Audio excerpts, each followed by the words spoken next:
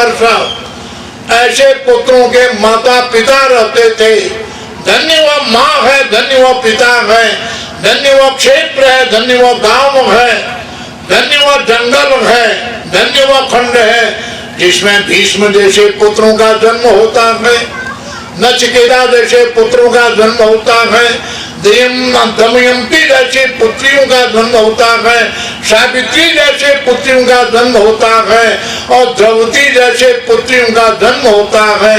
यह आपका भारतवर्ष है, हिमालय से लेकर के कन्याकुमारी तक। इस प्रकार से वह पर ब्रह्म परमात्मा इति मति उपकल्पिता कृष्णा भगवती सातत पुंगवे विभूमि श्रीमद् भागवत वर्णन करता है।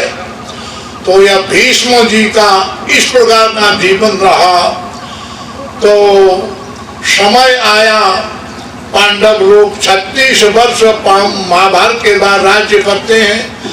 फिर हस्तिनापुर में परीक्षित को स्थापित कर देते हैं।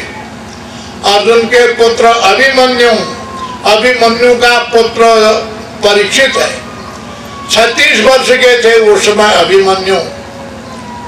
तो पांडव लोग स्वर्गारोहण चले गए, स्वर्ग चले गए।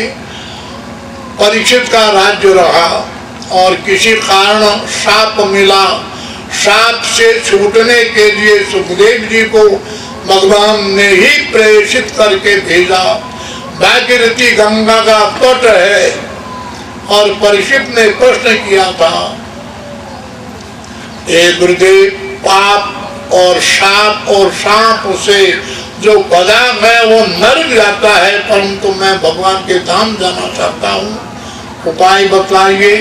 तब सुखदेव जी ने भागवत रूपी जो रस है वो था, भागवत रस पीरोगे पाप शाप से मुक्त होकर के स्वर्ग भूभ स्व महाजनों तप सत्यम ध्रुवलोक को भी ला करके तुम वैकुंठ में चले जाओगे, ये पूर्ण है। तब सुखदेव जी श्रीमद् भागवत का आरंभ करते हैं।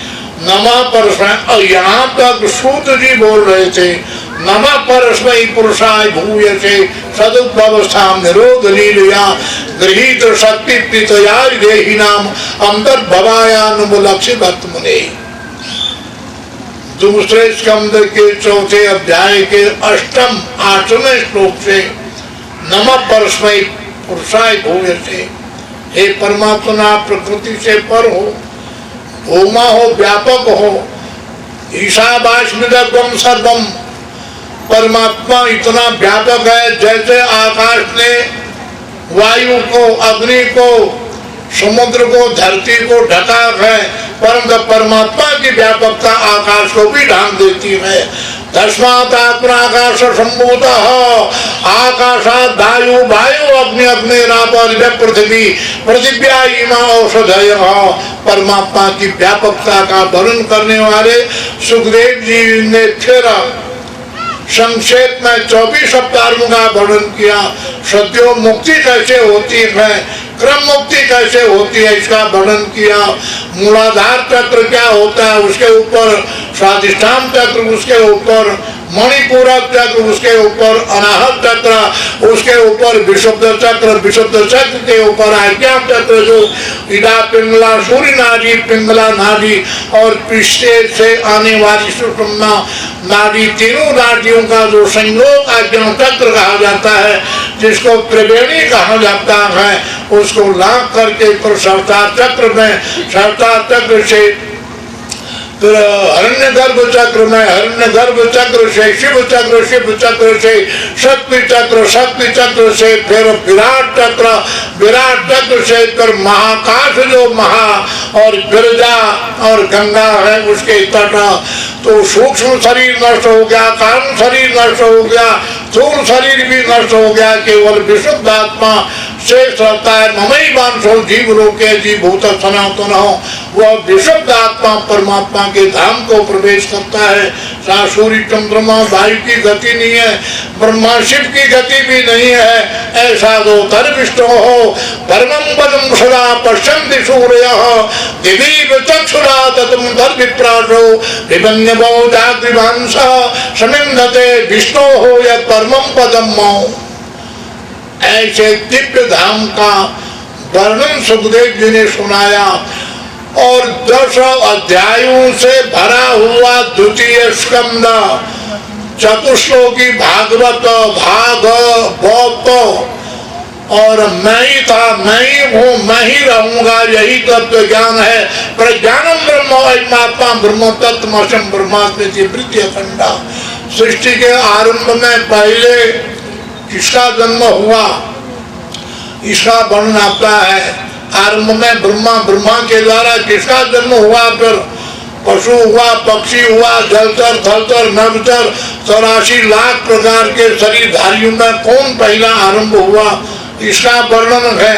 जैसे कोई तर्क करता है पहले अंडा हुआ या मुर्गी हुआ कहते हैं, कोई कहता है पहले अंडा हुआ तो कहते हैं मुर्गी के बिना अंडा कहाँ से आएगा, और किसी ने कहा मुर्गी है पहले जन्म तो कहता है अंडा के बिना मुर्गी।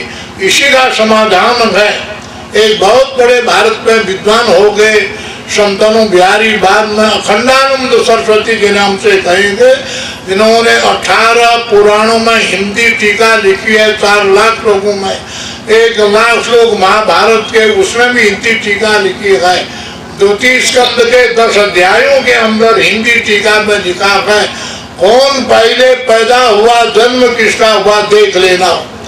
इस प्रकार का सृष्टि का वर्णन अरण्य गर्भ समवर्तता भूतशिदातः पत्रे गुराती सदाधार पृथ्वी जामते माम कस्मै देवाय अभिशाप देमो। इसी मंत्र का और गहन विस्तार 10 अध्यायों में वर्णन करते हुए तीसरा स्कंद प्रारंभ होता है। तीसरे स्कंद में 33 अध्याय है।